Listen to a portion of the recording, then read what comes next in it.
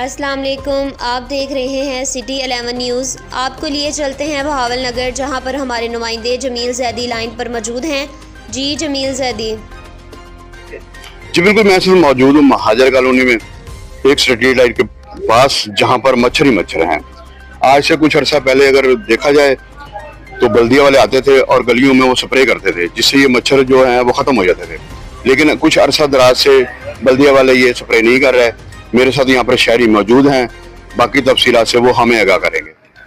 जी, जैसे बहुत महफूज होते थे और हारी बीमारी नहीं लगती थी, लेकिन जब से ये स्प्रे बंद हुआ है, तकरीबन 2-3 साल हो गए हैं, तो उसकी वजह से ये मच्छर बहुत ज़्यादा आ रहे हैं, जिसकी वजह से बीमारियां भी हो रही हैं और बहुत परेशानी भी हो रही है।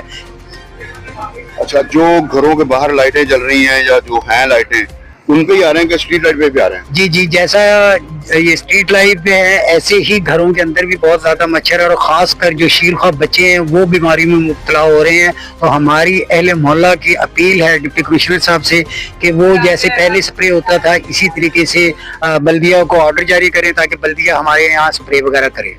जी, ये मेरे साथ शहरी मौजूद थे जो तफसीलात से आगाह कर रहे थे कि बल्दिया पहले तो यहाँ स्प्रे होता था।